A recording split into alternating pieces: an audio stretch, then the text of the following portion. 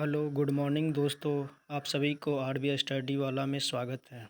दोस्तों आज की क्लास में हम एसएससी रेलवे के सभी एग्ज़ाम में पूछे जाने वाले महत्वपूर्ण जीके जीएस के प्रश्न को देखेंगे।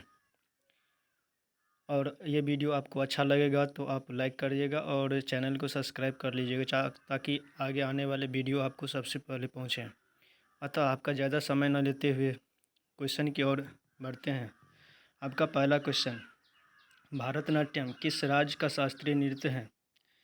बताएंगे दोस्तों, भारतनाट्यम किस राज्य का शास्त्रीय नृत्य है? चलिए 2 सेकंड का टाइम देते हैं, बताइएगा।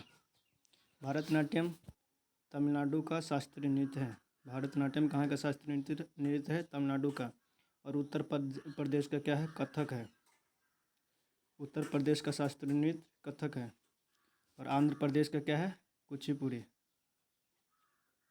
आंध्र प्रदेश का कुचिपुड़ी। ठीक है, चलिए नेक्स्ट क्वेश्चन की ओर बढ़ते हैं। नेक्स्ट क्वेश्चन है, कुचिपुड़ी किस राज्य का शास्त्रीय नृत्य है?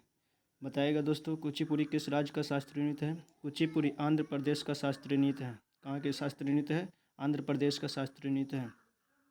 और उत्तर प्रदेश बताए तो उत्तर प्रदेश का कथक है। उत्तर प्रदेश का क्या है? कथक। ये क्वेश्चन सब हर बार सभी एग्जामों में पूछे जाते हैं। चलिए नेक्स्ट क्वेश्चन की ओर बढ़ते हैं। कथक किस राज्य का शास्त्रीय नृत्य है? अभी बताए थे दोस्तों पिछले क्वेश्चन में, कथक उत्तर प्रदेश का शास्त्रीय नृत्य है। कहाँ के शास्त्रीय नृत्य है? उत्तर प्रदेश के। कथक कहाँ के शास्त्रीय नृत्य है? उत्तर प्रदेश के। चलिए नेक्स्ट क्वेश्चन की ओर बढ़ते हैं। मोहिनी अट्टम किस राज्य का शास्त्रीय नृत्य है? मोहिनी अट्टम किस राज्य का शास्त्रीय नृत्य है? चलिए दोस्तों बताइएगा, अगर आप लोगों को क्वेश्चन का आंसर पता है तो कमेंट में ज़रूर बताइएगा। मोहिनी अट्टम किस राज्य का शास्त्रीय नृत्य है? मोहिनी अट्टम केरल का शास्त्रीय नृत्य है।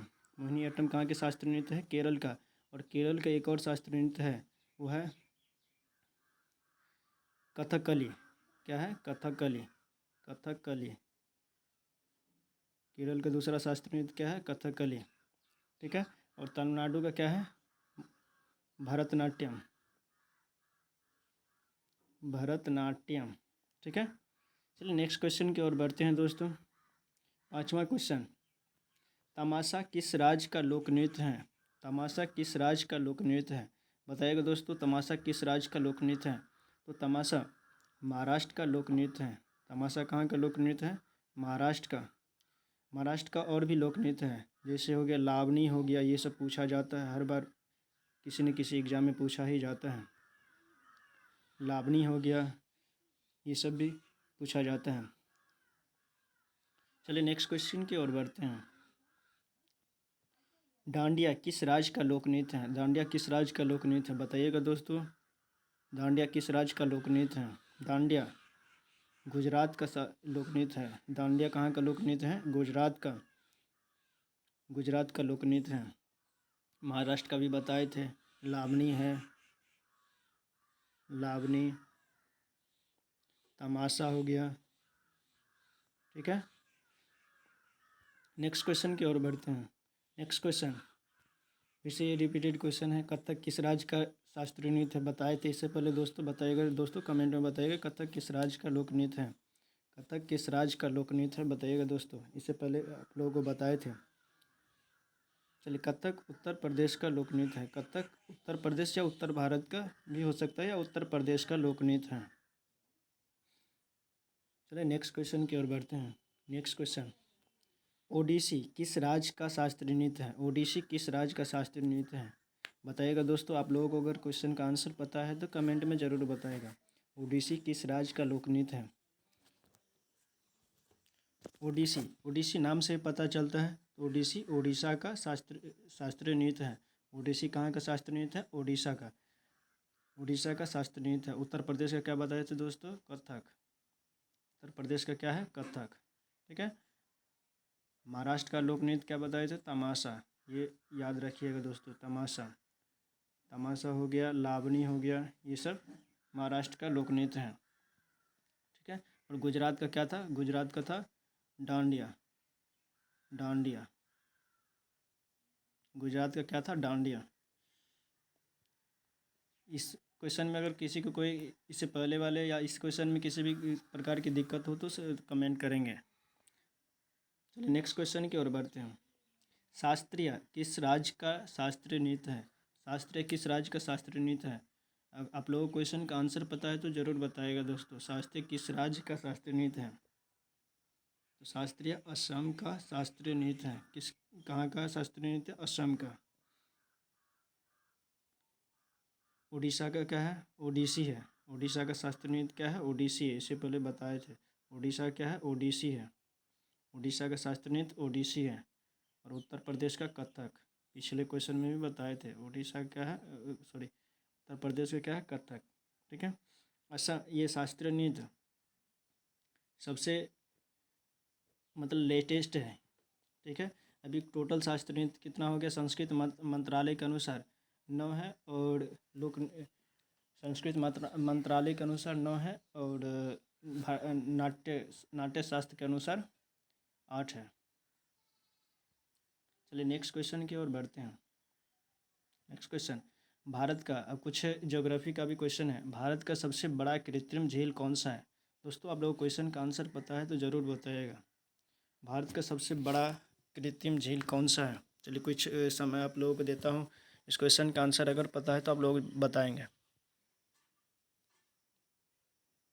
भारत का सबसे बड़ा कृत्रिम झील गोविंद सागर है। ये यूपी में है। गोविंद सागर कहाँ है? यूपी में। ठीक है। गोविंद सागर कहाँ है? यूपी में। ये यूपी में है। सांभर झील, ये अंतर्देशीय सबसे बड़ा अंतर्देशीय झील है। अंतर्देशीय झील है, सबसे बड़ा अंतर्देशीय झील है। राजस्थान में है। ये कहाँ पर है? राजस्थान में। ठीक है दोस्तों, कहाँ है? राजस्थान में। सबसे बड़ा कृत्रिम झील कौन सा है? गोविंद सागर। गोविंद सागर कौन सा है? गोविंद सागर। ठीक है। एक मिनट इसका। चलिए नेक्स्ट क्वेश्चन की ओर बढ़ते हैं। नेक्स्ट क्वेश्चन, भारत का सबसे बड़ा अंतर्देशीय झील, भारत का सबसे बड़ा अंतर्देशीय झील कौन सा है? आप लोगों को अगर क्वेश्चन का आंसर पता है तो बताएंगे दोस्तों। इससे पहले पिछले वाले क्वेश्चन में बताए थे। भारत का सबसे बड़ा अंतर्देशीय झील कौन सा है? भारत का सबसे बड़ा अंतर्देशीय झील सांभर झील है। कौन सा है? सांभर झील। ये कहाँ पर है? राजस्थान में। कहाँ पर है? राजस्थान राज्य में है। कहाँ पर है? राजस्थान में। और ये बताए थे क्या? सबसे बड़ा कृत्रिम झील, सबसे बड़ा कृत्रिम झील। ठीक है। जो कहाँ पर है? यूपी में। ठीक है। भारत का सबसे बड़ा अंतर्देशीय झील कौन सा है? सांभर झील। नेक्स्ट क्वेश्चन की ओर बढ़ते हैं। नेक्स्ट क्वेश्चन, कुछ विश्व का भी क्वेश्चन ले लेते हैं। विश्व का सबसे बड़ा मीठे या ताज़े पानी का झील, विश्व का सबसे बड़ा मीठे या ताज़े पानी का झील कहाँ है? विश्व का सबसे बड़ा मीठे ताज़े या पानी का झील कौन सा है? सुपीरियर, नाम से भी पता है। सुपीरियर, सुपर मतलब सुपीरियर। ठीक है। सुपीरियर झील है। कौन सा है? सुपीरियर झील। मीठे ताज़े पानी का झील, मीठे या ताज़े पानी का झील कौन सा है? सुपीरियर झील। यह कहाँ पर है? यूएसए में है। कहाँ पर? यूएसए मतलब अमेरिका में है। कहाँ पर है? अमेरिका में। ठीक है। और ये टीटीका का ये हनीमून लेक है। Honeymoon lake. ठीक है। टीटीका का कौन सा है? हनीमून लेक है। कैस्पियन सागर कौन सा है? खारे पानी का झील। खारे पानी का झील। ठीक है। कोई दिक्कत आप लोगों को क्वेश्चन में कोई भी प्रकार का दिक्कत हो तो कमेंट करेंगे। चलिए नेक्स्ट क्वेश्चन की ओर बढ़ते हैं। आपका अगला क्वेश्चन, अब कुछ करंट अफेयर्स का भी क्वेश्चन को देख लेते हैं जो आगे आने वाले सभी परीक्षाओं में पूछे जाएंगे। भारत और किस देश के बीच या भारत और किस देश के साथ लामित्य 2024 अभ्यास आयोजित किया गया है? बताएंगे दोस्तों। आप लोगों को पता है तो ज़रूर बताएंगे। चलिए, भारत और किस देश के साथ? तो भारत और सेशेल्स के साथ लामित्य अभ्यास शुरू किया गया है। भारत और सेशेल्स के साथ क्या किया गया है? लामित्य अभ्यास शुरू किया गया है। और श्रीलंका के साथ कौन सा? मित्र शक्ति। श्रीलंका के साथ कौन सा? मित्र शक्ति शुरू किया गया है। ठीक है दोस्तों, किसी प्रकार की दिक्कत? भारत और किस देश के साथ लामित्य अभ्यास शुरू किया गया है? सेशल्स, ये मोस्ट इम्पोर्टेंट है, VBA क्वेश्चन है, ये पूछेगा ही पूछेगा। चलिए नेक्स्ट क्वेश्चन की ओर बढ़ते हैं। नेक्स्ट क्वेश्चन, इस क्वेश्चन का आंसर बताएंगे दोस्तों अगर आप लोगों को पता है तो। ऑस्ट्रेलिया ओपन 2025 में पुरुष एकल खिताब किसने जीता है? ऑस्ट्रेलिया ओपन 2025 में जो हुआ था उसका खिताब किसने जीता है? बताएंगे दोस्तों। आप लोगों को 30 सेकेंड का टाइम देता हूँ।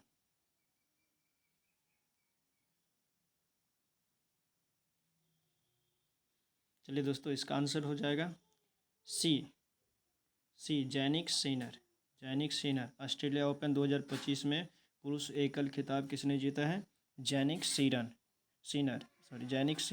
किसने जीता है? Jannik Sinner. ठीक है। ऑस्ट्रेलिया ओपन 2025 में पुरुष एकल खिताब किसने जीता है? Jannik Sinner. नेक्स्ट क्वेश्चन की ओर बढ़ते हैं। नेक्स्ट क्वेश्चन, हाल ही में काशी तमिल संगम KTS, इसका फुल फॉर्म है काशी तमिल संगम 3.0 कहाँ आयोजित किया गया है? काशी तमिल संगम 3.0 कहाँ पर आयोजित किया गया? बताएंगे दोस्तों। नागपुर होगा या वाराणसी होगा या चेन्नई होगा या लखनऊ होगा? बताएंगे दोस्तों कहाँ होगा। आपको कुछ समय दिया जा रहा है।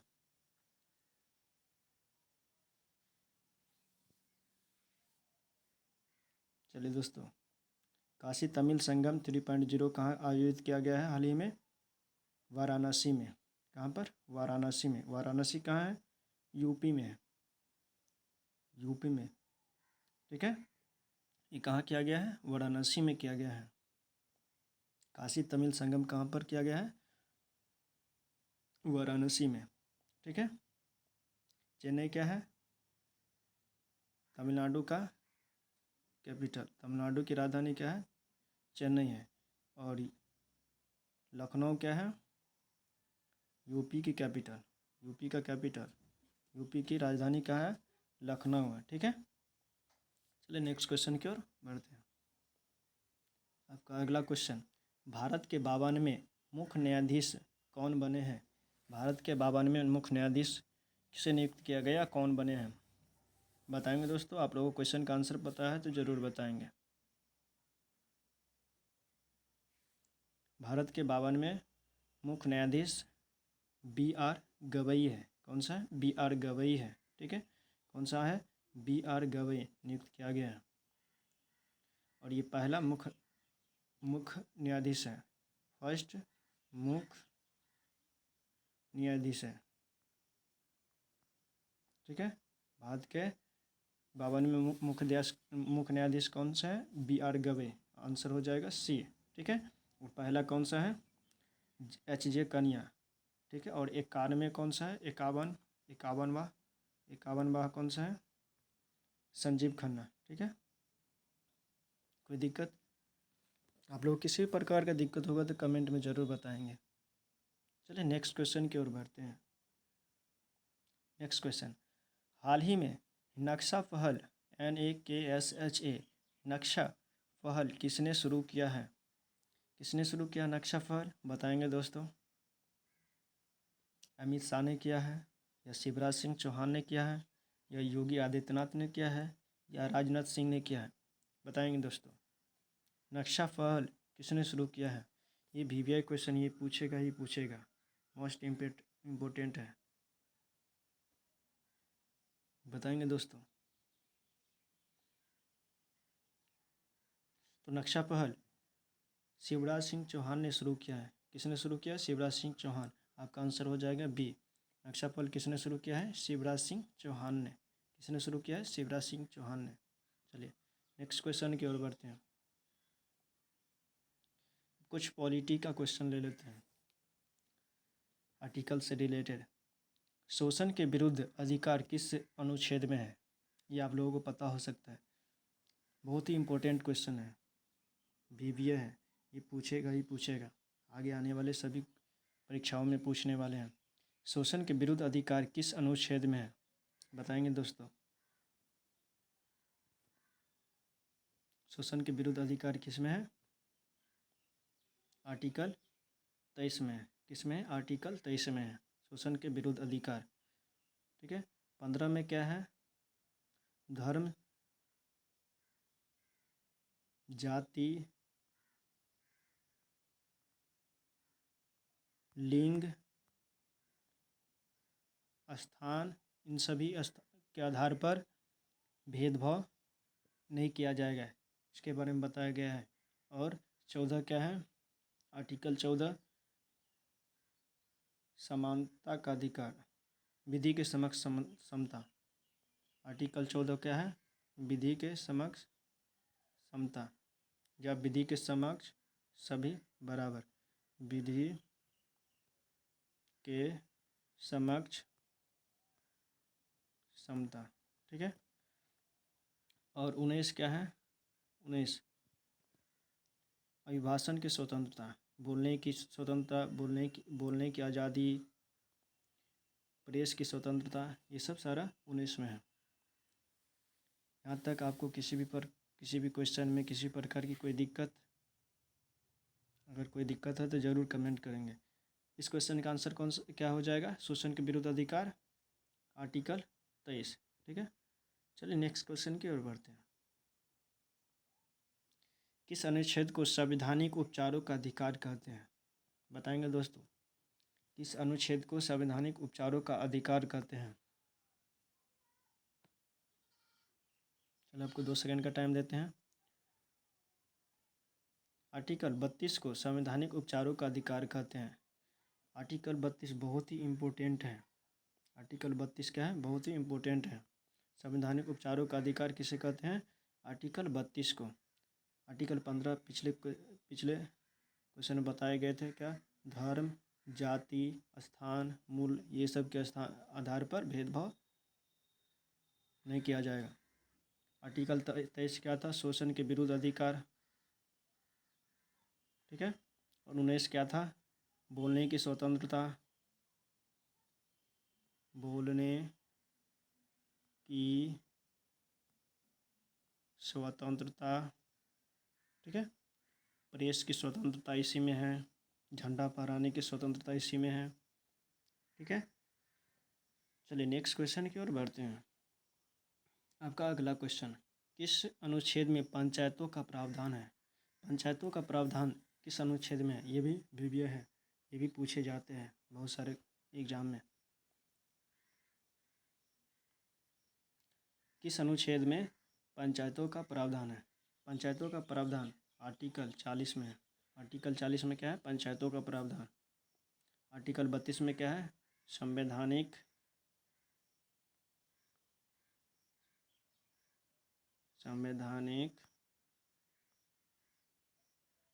उपचारों का अधिकार। ठीक है। आर्टिकल 32 में। आर्टिकल 19 में बताए थे बोलने की स्वतंत्रता। अच्छा, आर्टिकल 32 को किसने संविधान की आत्मा कहा है? आर्टिकल 32 को B.R. अम्बेडकर ने, भीमराव अम्बेडकर साहब ने संवैधानिक आर्टिकल 32 को संविधान की आत्मा कहा है। संविधान को आत्मा किसने कहा? भीमराव अम्बेडकर ने। संविधान की आत्मा किसने कहा? भीमराव अम्बेडकर ने आर्टिकल 32 को कहा है। ठीक है। चलिए नेक्स्ट क्वेश्चन की ओर बढ़ते हैं। किस अनुच्छेद में राष्ट्रपति का पद से संबंधित है? राष्ट्रपति का पद किस अनुच्छेद में है? चलिए बताएंगे दोस्तों, आप लोगों को कुछ समय दिया जा रहा है। आर्टिकल 40 में क्या है? पंचायत से संबंधित, इससे पहले पढ़े थे पंचायत। ठीक है। पंचायत से संबंधित इसमें है। और पंचायत का कार्य जो है 243 से स्टार्ट होता है, 243 इसे लेकर के ओ तक। ठीक है। आर्टिकल 32 क्या है? संवैधानिक उपचारों का अधिकार। ठीक है। आर्टिकल 23 क्या है? शोषण के विरुद्ध अधिकार, शोषण के विरुद्ध अधिकार। ठीक है। और आर्टिकल 52 क्या है? यह है राष्ट्रपति के पद का से संबंधित। आर्टिकल 52 क्या है? राष्ट्रपति का पद। इसमें लिखा गया है कि भारत में एक राष्ट्रपति होगा। ठीक है। यहाँ तक कोई दिक्कत? नेक्स्ट क्वेश्चन की ओर बढ़ते हैं। चलिए नेक्स्ट क्वेश्चन, किस अनुच्छेद में राष्ट्रपति का शपथ से संबंधित है। राष्ट्रपति का शपथ किस अनुच्छेद से संबंधित है, बताएंगे दोस्तों। आर्टिकल 40 में क्या बताए थे, पंचायत से संबंधित है। आर्टिकल 32 में क्या बताए थे, संवैधानिक उपचारों का अधिकार। ठीक है, ये पहले ही बताए थे। 52 में क्या था, राष्ट्रपति का पद, राष्ट्रपति का पद, राष्ट्रपति का पद। ठीक है, और 60 में क्या है, राष्ट्रपति के शपथ से संबंधित है। ठीक है, और आर्टिकल 61 में क्या है, महाभियोग। आर्टिकल 61 में क्या है, महाभियोग। ठीक है, चलिए नेक्स्ट क्वेश्चन की ओर बढ़ते हैं।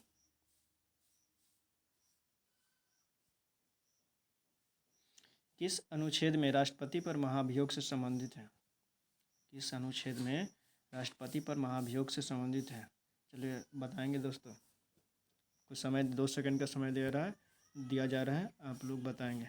राष्ट्रपति पर महाभियोग जो लगाया जाता है किस आर्टिकल के तहत, तो दोस्तों राष्ट्रपति पर महाभियोग लगाया जाता है आर्टिकल 61 के तहत लगाया जाता है। आर्टिकल 61 के तहत क्या किया जाता है, राष्ट्रपति पर महाभियोग लगाया जाता है। और ये 60 के तहत क्या किया जाता है, शपथ, राष्ट्रपति पर शपथ आर्टिकल 60 के तहत। 52 में क्या होगा, राष्ट्रपति होगा, इसके बारे में बताया गया, राष्ट्रपति होगा। ठीक है, 61 में क्या किया जाता है, महाभियोग। ठीक है, ये भी है, पूछा जाता है। ठीक है दोस्तों, और 72 में क्या है, आर्टिकल 72 में क्या है, क्षमादान, क्षमा करना, क्षमा, राष्ट्रपति क्षमा करते हैं ना, उसके बारे में आर्टिकल 72 में बताया गया है। ठीक है, तो इस क्वेश्चन का आंसर क्या हो जाएगा, किस अनुच्छेद में राष्ट्रपति पर महाभियोग लगाया जाता है, आर्टिकल 61 के तहत लगाया जाता है। ठीक है, चलिए नेक्स्ट क्वेश्चन की ओर बढ़ते हैं। अगला क्वेश्चन, किस अनुच्छेद में भारत के महान्यायवादी से संबंधित है, अटॉर्नी जनरल, इसको क्या कहते हैं, अटॉर्नी जनरल, ATTORNY जनरल।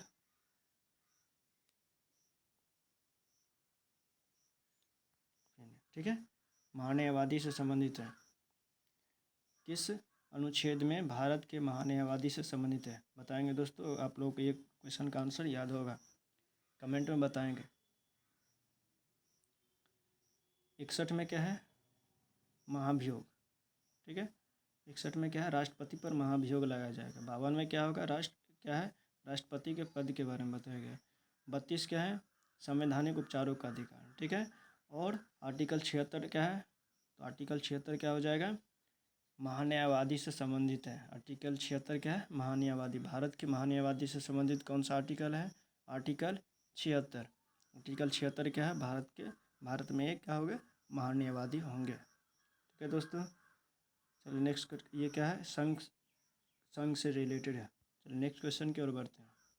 आपका अगला क्वेश्चन क्या है, किस अनुच्छेद में GST से संबंधित है, चलिए दोस्तों बताएंगे, लेकिन उससे पहले देखते हैं कि GST कब लागू हुआ था। 1 जुलाई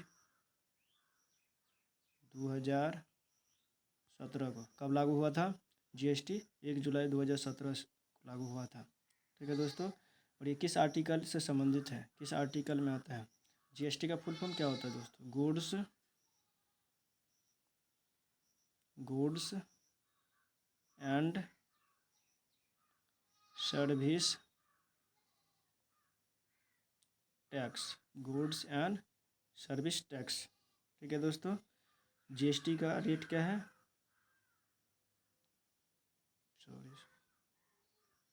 रेट क्या है, 5 है, 5%, 12, 18 और 28। ठीक है, टैक्स का स्लैब क्या है, 5, 12, 18, 28 है। ठीक है दोस्तों, तो GST किस आर्टिकल से संबंधित है, तो GST 279A से, 279A से संबंधित है। और किस संविधान संशोधन से हुआ था, 101वां संविधान संशोधन से हुआ था, 101वां संविधान संशोधन जो हुआ था, उसके तहत GST को ऐड किया गया था। ठीक है, और 280 में क्या है, 280 में वित्त आयोग से संबंधित है। ठीक है दोस्तों, 280 में क्या है, वित्त आयोग से संबंधित है। चलिए नेक्स्ट क्वेश्चन की ओर बढ़ते हैं। ये आपका होमवर्क है। भारत के पहले प्रधानमंत्री कौन थे? आप लोगों को क्वेश्चन का आंसर पता हो तो ज़रूर कमेंट करेंगे, अगर नहीं पता होगा तो अगले दिन हम इस क्वेश्चन का आंसर देंगे। ये ज़्यादातर लोगों को पता ही होगा जो कंपटीशन की तैयारी करते हैं। भारत के प्रथम या पहले प्रधानमंत्री कौन होंगे? राजीव गांधी होंगे या अटल बिहारी वाजपेयी या पंडित जवाहरलाल नेहरू या इंदिरा गांधी? कौन होंगे? इस क्वेश्चन का आंसर आप कमेंट बॉक्स में कमेंट करेंगे। अगर आपको ये वीडियो अच्छा लगा तो लाइक करेंगे और चैनल को सब्सक्राइब करेंगे, क्योंकि आगे आने वाले वीडियो आपको पहले पहुँचे। दोस्तों, इस चैनल पर आपको प्रत्येक दिन जीके जीएस और करेंट अफेयर्स का भी क्वेश्चन, स्टैटिक्स का भी क्वेश्चन, सारा क्वेश्चन इस पर आएंगे जो आगे आने वाले सभी एग्ज़ामों में बहुत ही महत्वपूर्ण होगा। और इस वीडियो से आपको 1 या 2 या 3 क्वेश्चन आराम से फंसेंगे। ठीक है दोस्तों, आपका ज़्यादा समय नहीं लेते हुए चलिए इस वीडियो को हम क्लास को एंड करते हैं। जय हिंद, जय भारत।